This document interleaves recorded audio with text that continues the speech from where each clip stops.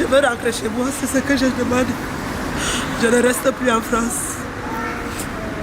Je demande à mes enfants. Cette femme désemparée devant son ambassade, c'est Michel. Michel est une maman dont le cœur saigne depuis 7 mois, depuis l'enlèvement organisé de ses enfants. Je vais chez moi, ils m'ont promis que je rentre chez moi et qu'ils sont avec moi.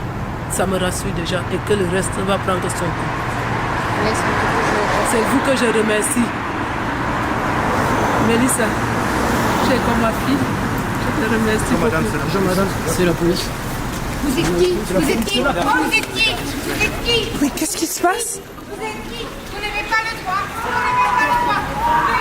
C'est bon, allez, la police,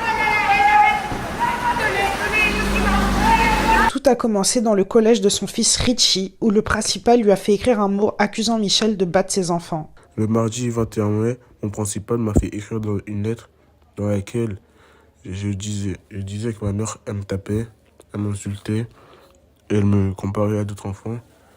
Et aussi, il m'a fait dire que j'avais peur pour ma petite sœur. Et du coup, je suis retourné en cours. Et une fois que je suis revenu des cours, à 17h30, je sors pour aller récupérer ma petite sœur. Mais la principale adjointe m'empêche de sortir. Du coup, elle m'a emmené dans son bureau. Je suis resté là-bas de 17h30 jusqu'à 19h30. Et ils m'ont emmené à l'ASE. Je n'étais pas d'accord. Au début, je ne comprenais pas ce qui se passait. Et après, c'est là que je me suis rappelé que, au début de la journée, l'après-midi, M. Boulanger m'avait fait écrire cette lettre. Et c'est là que j'ai commencé à comprendre pourquoi je me suis retrouvé ici. Je leur ai dit que c'était pas ma place, que moi et ma petite sœur, on n'avait rien à faire là-bas.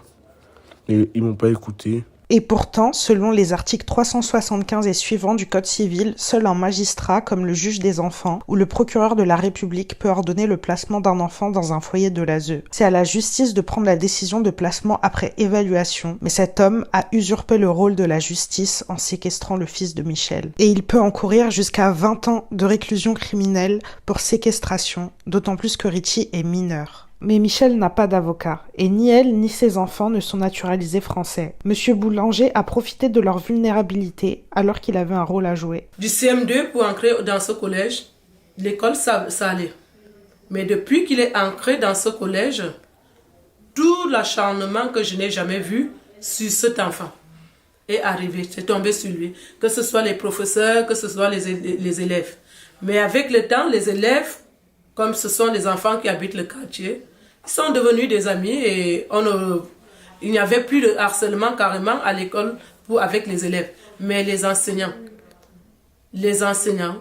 la direction, tous versés sur mon fils. Je ne sais pas pourquoi. Je n'ai jamais su pourquoi. Mais j'ai même pris la peine de prendre les professeurs à la maison qui venaient donner cours à Academia. J'ai encore les factures. J'ai payé 420 € chaque fin du mois. J'avais le prof de français, anglais et mathématiques qui venaient à la maison. Cette mère célibataire habite dans ce qu'on appelle le bon côté du 18e arrondissement de Paris. Un quartier plutôt aisé où une minorité de personnes issues de l'immigration réside. La fille de Michel, Norélis, était l'une des meilleures élèves de sa classe. Sa mère, qui est accusée de maltraiter ses enfants, a porté plainte le 10 mars 2023 contre l'établissement scolaire de son fils qui ne réagissait pas, malgré les nombreuses alertes qu'elle leur avait adressées concernant le harcèlement de celui-ci. Le harcèlement en milieu scolaire. Donc tu les as prévenus qu'il y avait un harcèlement sur ton fils? Oui. Et ils ont répondu à ce mail? Ils n'ont jamais répondu à ce mail. Ils n'ont jamais répondu. Ils sont partis me porter plainte que moi je les harcèle avec les mails. Retenez bien cette plainte car elle aura toute son importance dans la suite de l'histoire. 1 an plus tard, ce même établissement a placé de force ses enfants et depuis leur placement, la situation des enfants de Michel est catastrophique. Richie, le fils de Michel, est déscolarisé et ne cesse de fuguer du foyer où il dort dans les rues de la Gare du Nord en proie à un réseau de prostitution d'enfants. Richie n'a pas le droit d'aller chez sa mère qui est harcelée par le commissariat de la Goutte d'Or, ce dernier ayant mis des scellés sur sa porte, l'empêchant de rentrer chez elle durant 1 semaine. Vous allez voir le nombre de fugues que l'enfant fait par jour. Un enfant qui avait tout à la maison, qui n'a jamais rien demandé. Une famille qui a tous les moyens pour garder l'enfant. Les enfants vous ont déjà dit qu'ils ne veulent pas rester avec vous, mais vous les prenez avec force. Quant à la fille de Michel, Norélis, elle n'a plus donné de signe de vie depuis le 8 juillet 2024. Voici les marques que Michel a constatées sur le corps de sa fille, l'une des dernières fois qu'elle a vu. La structure a ensuite pris des mesures pour empêcher Norélis de rendre visite à sa mère. Ce qui est étrange, c'est que Norélis ne dépend plus de l'ASE, mais d'une organisation internationale appelée OSE, une organisation qui gère des services civiques en envoyant des jeunes en Israël. La dernière fois que Norélis a parlé à un membre de sa famille, elle a confié qu'on voulait l'amener en Italie et que cela lui faisait peur. Mes enfants sont déscolarisés. Alors quand on dit que l'école est importante en France, mon fils est déscolarisé. Il dort dans les gares du Nord. Mon fils dort dans la gare du Nord parce qu'il ne veut pas rester avec eux. Un enfant que vous dites que sa maman maltraite, pourquoi l'enfant là veut venir chez sa maman? Je vous avais dit que la plainte déposée par le collège contre Michel aurait toute son importance pour la suite de l'histoire. Remettez-moi mes enfants, je ne vous ai pas demandé de faire ça. Vous partez placer mes enfants, pourquoi? Vous prenez mon enfant, vous écrivez une lettre pour lui. Richie, chez où? Ils ont écrit une lettre pour mon enfant. On l'a placé dans un foyer sans demander mon avis. Monsieur Boulanger, Madame Vasseur, l'homme fait écrire une lettre contre moi en disant que je tape mon enfant à la maison. Madame Vasseur. Ils ont mis la lame vigie pirate. C'est pour cela que vous allez voir les blessures que j'ai signées. Comme un terroriste. Parce que j'étais en train de vouloir expliquer aux autres. Parce qu'il y avait des gens qui voulaient comprendre ce qui se passait. Je voulais les raconter. Et c'est comme ça que la Madame Pia en lunettes que vous voyez a mis la lampe vigie pirate pour que je n'explique pas aux gens ce qui se passe. Depuis l'activation de l'alarme, le collège a appelé le commissariat de la Goutte d'Or qui a dépêché plusieurs voitures. Michel a alors subi de nombreuses violences policières avec 4 jours d'ITT. Depuis ce jour, elle est constamment harcelée par le commissariat de la Goutte d'Or qui la convoque pour des auditions par téléphone, une pratique illégale. Il la place ensuite en garde à vue pendant 48 heures sans motif apparent, en l'empêchant de parler à un avocat ou même de boire de l'eau. Il semble y avoir une volonté de la briser psychologiquement. Mentalement, je suis cassée. Si je n'avais pas les gens autour de moi, c'est que je suis vraiment cassée psychologiquement. Je suis sidérée de comprendre, de savoir ce que ça existe en France, ce que je suis en train de vivre. Je pensais que la criminalisation de Michel par l'établissement Yvonne Le Tac était un cas isolé, mais voici ce que les élèves du collège m'ont confié à propos de l'administration dirigée par monsieur Gautran Boulanger. En plus, il y a un prof de français, il regarde les fesses des filles. Donc la fille, elle s'est fait toucher par ce prof? Non, il n'y a pas eu d'attouchement, vraiment pas. Mais il a dit des trucs déplacés, et cette fille, elle allait se plaindre à la CPE, et lui, il allait se plaindre à la police que cette fille avait dit des faux trucs alors. Il avait dit quoi comme truc déplacé à cette fille? Il a dit, c'est pas parce que vous avez des formes que vous allez faire la maligne. La prof d'art plastique, mais ça c'est juste, elle a lancé un pot de peinture sur un élève. Ah oui, c'est vrai. Pourquoi elle a lancé un pot de peinture? Je sais pas, mais en fait c'est en 6ème, elle a lancé un pot de peinture sur un élève parce que je crois qu'il avait pas lavé son pinceau. Non, c'était pas ça, c'était en fait, il avait mal fait son pinceau, du coup elle lui a remis son pinceau sur son t-shirt. Et je crois que le t-shirt il avait une importance pour lui d'après ce qu'il m'a dit. Parce qu'en fait il était au foyer cet élève et c'était le seul t-shirt de ses parents. Il y a un ami à moi, il est au foyer. Et attendez, il s'est mouché très fort, mon ami. Et il a tiré les oreilles, il a traîné par terre en traînant des oreilles. Madame, en fait moi là je vais plus du tout en cours et tout. Du coup j'ai des rendez-vous avec les gens. Et par exemple on peut pas se confier dans ce collège. Genre l'année dernière ils se sont confiés à l'infirmière et tout. Parce qu'il y a des problèmes. Elle a tous poucave aux parents. Ils se sont fait engueuler par leurs parents alors qu'ils avaient pas besoin de ça. Et du coup depuis on peut même pas se confier à l'infirmière. Moi ils me disent ouais va te confier et tout, comme ça tu réussiras à aller en cours. Et on peut même pas se confier dans notre collège parce qu'ils disent ouais dites-nous des trucs et tout, ils poucavent tout. Et le harcèlement ils sont même pas là pour ça. Ils font genre ouais on fait des feuilles mais ils sont pas là pour ça. Ils accusent le harcèlement. Je m'appelle Véronique Pidancé-Barrière, je suis la présidente de l'association de défense des droits de l'homme Wikijustice Julian Assange, qui a été créée pour venir en aide à Julian Assange et qui maintenant s'occupe des droits de l'homme partout dans le monde. Et pendant l'affaire Assange, on a découvert énormément de réseaux de pédocriminalité. Donc aujourd'hui, notre combat est axé sur la protection de l'enfance, plus particulièrement. Julian Assange, c'est le symbole du journalisme guidé par l'éthique. En 2006, il crée la plateforme Wikileaks qui permet aux personnes occupant des postes à responsabilité de dévoiler des informations classées top secret en tout anonymat. Cette initiative a permis à Wikileaks de publier des documents confidentiels révélant des crimes de guerre commis par les États-Unis durant la guerre en Irak et en Afghanistan, ce qui privera Assange de liberté à partir de 2010. Sa lutte pour la transparence et la liberté d'information lui a valu un large soutien, mais aussi de graves ennuis judiciaires. Assange a été libéré le 26 juin dernier en plaidant coupable. Dans l'affaire de Michel, ce qui m'a marqué, c'est d'abord toutes les irrégularités judiciaires qui sont patentes, et puis l'injustice, parce qu'en réalité, il a été raconté des choses sur Michel qui n'étaient absolument pas vraies. Notamment, par exemple, qu'elle n'avait pas de table de salle à manger, que sa fille mangeait debout, que le service gardien, comme ils les appellent, apprenait à la petite à manger. Or, la petite, je l'ai croisée en visite médiatisée, elle est absolument adorable et très bien éduquée. Voilà. Et puis Michel a un appartement très joli et où les enfants sont bien et ça se voit. Donc voilà, c'est ça qui m'a marqué le plus. Depuis le 8 juillet 2024, Michel n'a pas eu de nouvelles de sa fille, elle n'a pas entendu le son de sa voix. On ne sait pas où est cette petite fille, on ne sait pas qui est en charge d'elle. Le père non plus, qui a appelé à plusieurs reprises du Cameroun pour avoir des nouvelles, s'est vu refuser de pouvoir parler par téléphone à sa fille. Les frères et sœurs, c'est pareil. Donc c'est une petite fille qui est portée disparue. On ne sait pas où elle est. Donc on voudrait avoir une preuve de vie. On voudrait savoir où elle est, on voudrait avoir de ses nouvelles, on voudrait l'entendre parler. Nous, les parents, les frères et sœurs. Tout ça est une grande souffrance, c'est une violation très très grave des droits de l'homme. On ne sait pas où elle est. Voilà, c'est un enfant porté disparu.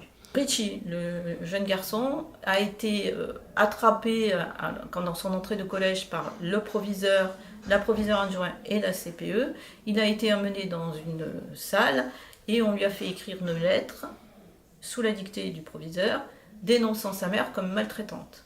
Ce qui est une première violation de la loi parce qu'il s'est retrouvé sous l'influence de 3 adultes ayant autorité de droit et de fait sur un mineur, donc il n'était pas libre de sa déclaration, il était donc sous influence.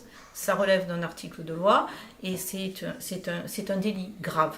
Donc c'est le premier délit, c'est la première faute. On lui a dit que ça se passerait très bien, qu'il retournerait chez lui le soir, que la lettre resterait, selon ses propres dires, hein, c'est le témoignage de Richie, puisque j'ai eu son témoignage, qu'il rentrerait chez lui et que la lettre resterait à le proviseur, entre lui et le proviseur, pour le protéger. Sauf quand il a voulu sortir de l'école du collège pour aller chercher sa petite sœur, la proviseure adjointe l'a retenu dans son bureau et lui a dit qu'il ne pouvait pas sortir. Donc il est resté dans le bureau de la proviseure de 16h30, 17h jusqu'à 19h30, heure à laquelle le proviseur et la proviseure adjointe l'ont amené jusque dans les locaux de l'ASE, rue Ordener. Voilà. Donc ce sont des personnes qui ont pris Richie en charge, qui ne sont pas dépositaires de la loi et qui n'avaient pas le droit de le faire et qui n'ont pas été capables de fournir l'ordonnance de placement produite par un juge. Donc c'est un des premiers manquements à la loi. Le deuxième manquement à la loi, c'est que la petite fille qui s'appelle Norélis, qui n'a pas été récupérée par son frère à la sortie de l'école, a été récupérée par une voisine qui habite en face de l'école. Et Michel a appelé cette voisine pour lui dire de garder sa fille jusqu'à ce qu'elle revienne. Alors il faut préciser qu'à ce stade-là de la procédure, Michel a toujours son autorité parentale, donc c'est elle qui est responsable des enfants. Son enfant ne peut pas être là n'importe où. Elle doit savoir où il est et c'est à elle qu'on doit obéir. Donc la voisine n'obéit pas. Elle reçoit un coup de téléphone vers 18h30 ou 18h40 d'une personne qu'on n'a pas identifiée. Pour l'instant, la voisine n'a pas été interrogée, qui lui dit que si elle ne ramène pas l'enfant à l'école de la rue Forest, elle aura des ennuis avec le procureur. Alors ça ne se produit jamais comme ça. Un procureur ne peut pas menacer quelqu'un par téléphone. Et pour aller amener un enfant dans un endroit, il faut un papier et il faut toujours des personnes dépositaires de la loi, donc au moins des policiers. Les motivations du collège sont floues. Alors Michel pense qu'il y a un lien avec ce qu'elle a lu dans le téléphone de son fils la veille. Elle a lu plusieurs messages dans le téléphone de son fils, un échange entre des adolescents proposant à Richie d'aller faire de l'argent facile le mercredi après-midi avec des vieux qui aiment les jeunes garçons. À ce moment-là, elle a pris le téléphone de son fils et elle a répondu à ses enfants qu'elle allait appeler les parents et leur dire. Alors elle imagine que c'est peut-être en lien avec ça, mais elle n'en sait en réalité rien. Donc il y a eu cet événement la veille et le lendemain, l'enfant est placé. Il y a une espèce de force d'inertie de la justice et de la police. Il y a beaucoup de gens qui sont impliqués dans le dossier, qui fait que les avocats ont l'impression qu'ils vont avoir une énorme tâche à accomplir pour se dépatouiller avec cette affaire qui a pris beaucoup de proportions. Michel est sous contrôle judiciaire. Alors on ne sait pas trop pourquoi. En fait, il y a une décision qui a été prise. Elle n'a pas été jugée en première instance pour quoi que ce soit. Donc elle est interdite de voir ses enfants, notamment son fils. Alors, son contrôle judiciaire a été prononcé contre elle le 15 août 2024, donc un jour férié. Elle avait été placée en garde à vue avant pour soustraction d'enfants. Soustraction par ascendant, soustraction par ascendant. Elle était soupçonnée d'avoir, je ne sais pas quoi faire avec son fils, enfin de l'avoir soustrait à l'autorité de l'État, qui n'est pas l'État d'ailleurs, on en reparlera. Mais ce n'est pas le cas puisque Richie fugue très régulièrement et vient se réfugier chez sa mère, ou appelle sa mère, ou appelle sa sœur. Il veut tout le temps revenir. Donc il l'a dit au juge. Il a expliqué, et la juge l'a marqué d'ailleurs dans l'ordonnance de placement. Elle a dit que Richie avait dit qu'il fuguerait toujours si on le plaçait. C'est exactement ce qu'il fait. L'ASE, c'est un système dématérialisé de l'État français. Donc dématérialisé, ça veut bien dire quelque chose. Ça veut dire qu'il n'y a pas de structure matérielle ni de structure humaine. Donc quand tu places un enfant, il faut forcément suivre une procédure. Et le responsable du placement d'enfants, c'est le président du conseil départemental, c'est-à-dire sur Paris, Anne Hidalgo, parce que le système dématérialisé de l'aide sociale à l'enfance est placé sous la tutelle d'Anne Hidalgo, enfin du président du conseil départemental dans toutes les autres régions. Donc c'est elle qui a la responsabilité pénale des enfants. Donc aujourd'hui, Norélis qui est portée disparue, la responsabilité de cette disparition incombe de fait pénalement à Anne Hidalgo. Et c'est pour ça que dans un document juridique, il doit être mentionné qui est responsable de l'enfant. Parce qu'aujourd'hui, sur qui on se retourne pour savoir où est Norélis ? On ne connaît pas le nom de la famille d'accueil, on ne sait pas dans quelle ville elle se trouve, et on n'a pas de contact ni visuel ni audio avec elle. Donc, qui est responsable de la disparition de Norélis? En plus de ne pas obtenir de réponse sur la disparition de sa fille, Michel est constamment harcelé par le commissariat de la Goutte d'Or. On me convoque à la police de la Goutte d'Or, on me dit que je suis convoqué, il ne me donne pas le motif. Je leur dis envoyez-moi ça par lettre recommandée à la maison, et avec le motif de ce que vous me comprenez. En plus, vous avez l'habitude de me craquer. Il n'envoyait rien. Là, le matin, à 9h30, ils m'ont donné la date. Je connaissais l'heure et la date. Je les ai juste dit qu'ils devaient envoyer ça par courrier. Ils n'ont pas envoyé. Et là, maintenant, comme je ne me suis pas présenté, ils me disent qu'ils ont déjà appelé le magistrat et qu'ils viennent m'arrêter. Ils vont t'arrêter, mais pour quel motif? C'est ça, ils me disent qu'une affaire me concernant. Il faut qu'ils viennent me donner ça. C'est pour cela que je suis venu à mon ambassade. Je veux que les journalistes viennent venez voir ce qui m'arrive. Si l'ambassade ne veut pas intervenir sur ce problème, je ne sors pas de cette ambassade. C'est à ce moment de la vidéo que je tiens à vous préciser que je n'ai jamais suivi de formation en journalisme. Cependant, tout ce qui m'importe ici, c'est que la fille de Michel, portée disparue, soit retrouvée et que son fils arrête de dormir dans la rue. Ne se sentant plus protégé par la France, Michel s'est réfugié à son ambassade pour demander de l'aide. 07 qui m'appelle. Vous êtes attendu au commissariat, vous ne vous êtes pas présenté. 07, c'est un numéro privé. Voilà. Qu'est-ce que ça veut dire ça? Qu'est-ce que ça veut dire ça? Il me dit c'est monsieur Debiec. Parce qu'il m'a donné le nom au téléphone. Dès que j'ai entendu monsieur Debiec, je dis ah. Les mêmes gens qui ont l'habitude, donc c'est carrément, c'est confirmé, c'est un réseau. C'est monsieur Debiec qui a l'habitude de me prendre, aller m'enfermer en garde à vue. Il me dit. Il a déjà fait le même coup. Il me prend, il me mène dans son bureau, il me dit non, je vais t'interroger. Il part, il m'enferme. Je suis en garde à vue, 48 heures. Droit, il a appelé un avocat, il a appelé un médecin, il a appelé qui? Rien du tout. Personne. Au téléphone. La France, c'est un pays de droit, n'est-ce pas? Je suis venue me réfugier dans mon ambassade parce que la police de la Goutte d'Or, le commissariat de la Goutte d'Or dans le 18e, ma présence avec une caméra a attiré l'attention et le consul a finalement reçu Michel en privé tout en nous demandant gentiment de quitter l'ambassade. Elle est actuellement à QI. Je pense que là, c'est bon. Ils ont appelé la police. Et la police a commencé à raconter du n'importe quoi. Là, ils sont au courant. Ils m'ont dit, tu peux rentrer à la maison, rien ne va t'arriver. T'as eu ce que tu voulais? Bon, j'ai pas eu mes enfants, mais déjà la protection que le consul les a dit, si vous avez quelque chose à reprocher à Madame Do, passez par nous. Ça me rassure déjà. Et ils m'ont demandé de rentrer chez moi. C'est un pas, mais est-ce qu'on peut croire à l'ambassade? Parce que ça fait des mois qu'ils t'ont accueilli. Ils ont vu une journaliste. Vous avez fait des documents. Les documents étaient envoyés. Une plainte était déposée déjà au tribunal. Des documents étaient envoyés à l'ONU, y compris. Et depuis, tu n'as pas de nouvelles. Ils ne bougent pas. Et si on ne fait, on n'est pas un petit peu ferme, ils seraient encore dedans, à l'intérieur, au chaud, sans bouger. Madame, elle pleurait pendant des heures dans la cour de l'ambassade et personne ne venait à demander ce qui se passait.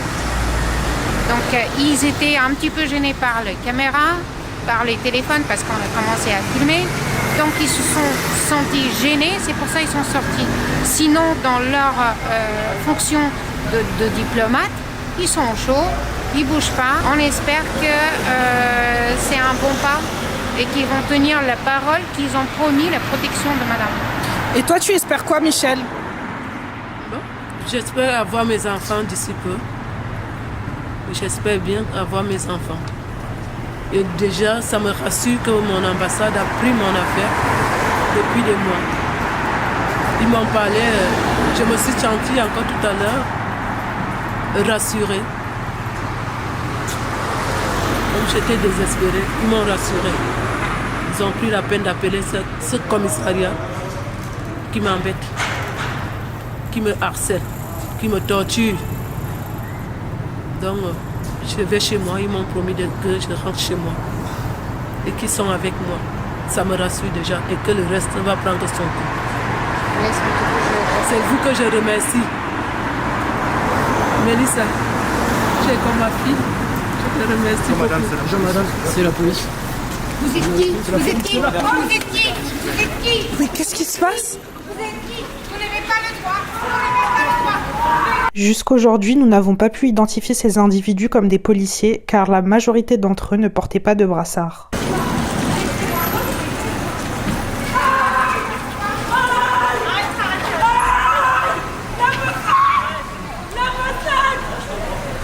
Retenez bien le visage de cette femme qui viole les articles 432.4 et 432.7 du Code pénal ainsi que l'article 66 de la Constitution française en volant le téléphone de Michel. Par la suite, cette femme s'est précipitée vers moi et j'ai dû faire semblant d'être une simple passante pour protéger ma caméra, ce qui ne m'a pas permis de tout filmer. Je le regrette énormément. Il faut savoir qu'ils ont traîné Michel très violemment jusqu'à une voiture, lui faisant perdre son pantalon. Cet acte a été capturé par la caméra de surveillance de l'ambassade. Une plainte a été déposée et nous allons saisir l'IGPN. Vous n'avez pas honte? Le document, il est où?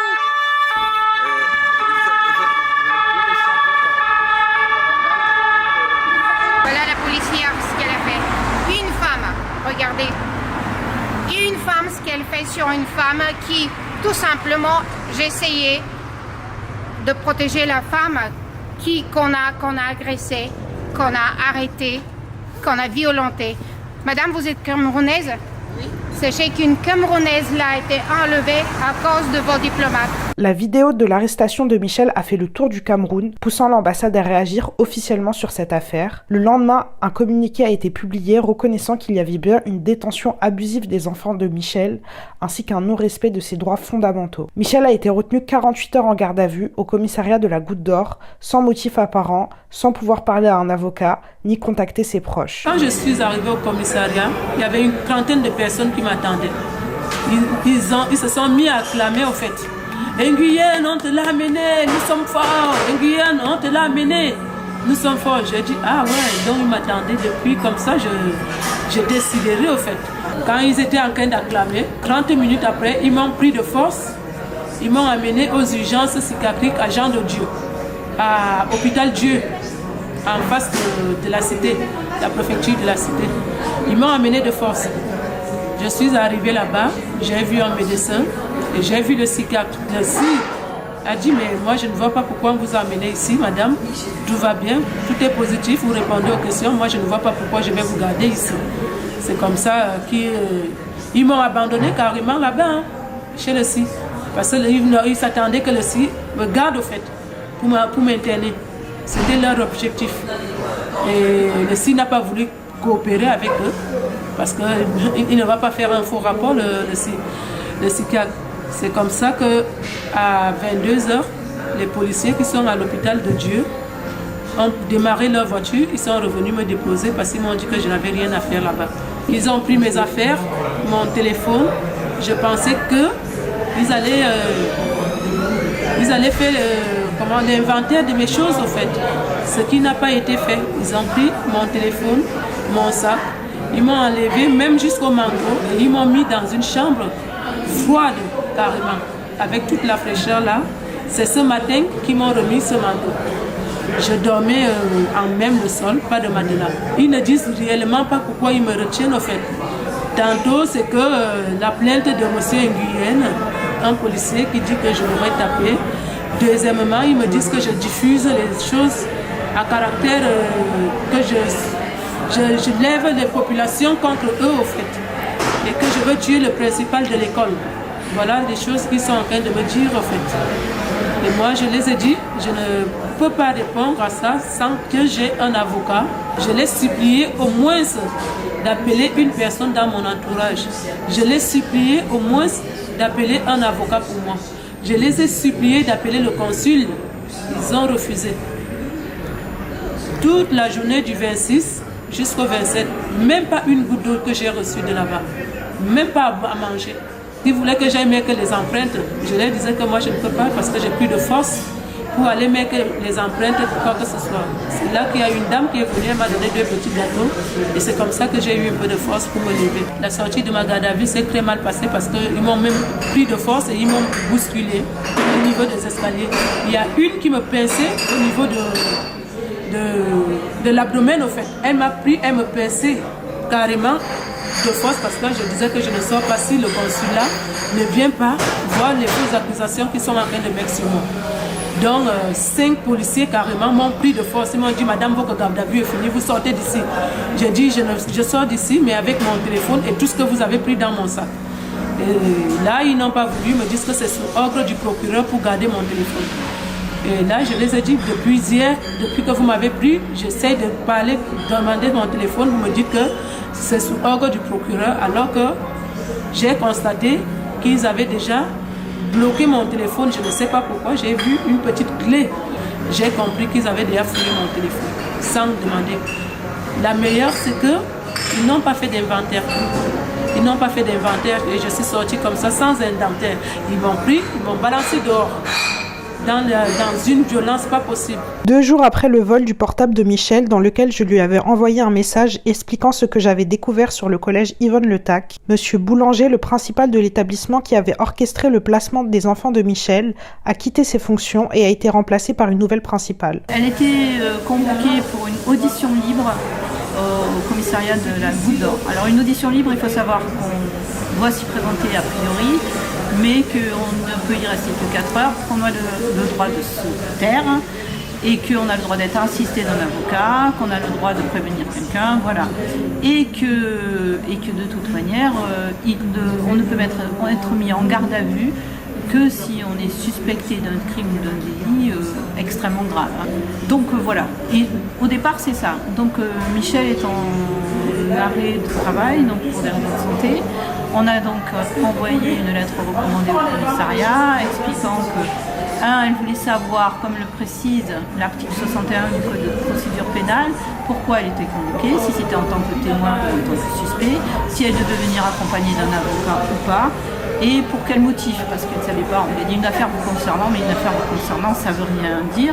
Et comme elle a fait 2 gardes à vue dans ce commissariat et que ça s'est très très mal passé, elle n'avait pas envie que ça recommence. Donc on a envoyé ce courrier en disant qu'elle voulait savoir ça, et qu'en plus elle était en arrêt de travail et qu'elle n'était pas capable de soutenir, d'affronter une audition. Donc elle n'était pas capable d'affronter une audition, mais de la garder 48 heures en garde à vue sans la laisser approcher par un avocat.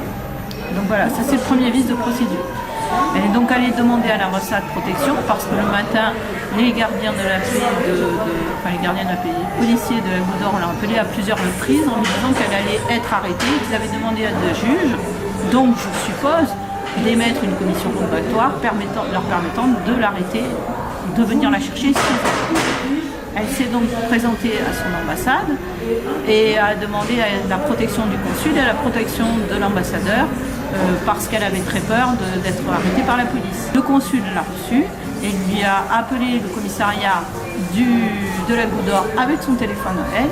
Il a discuté avec un brigadier qui s'appelle le brigadier de Bidec. Ils se sont entendus et il a dit à Michel de sortir dans la rue, de quitter l'ambassade, ce qu'elle ne voulait pas faire parce qu'elle avait peur d'être arrêtée par la police et qu'elle avait peur d'une nouvelle garde à vue.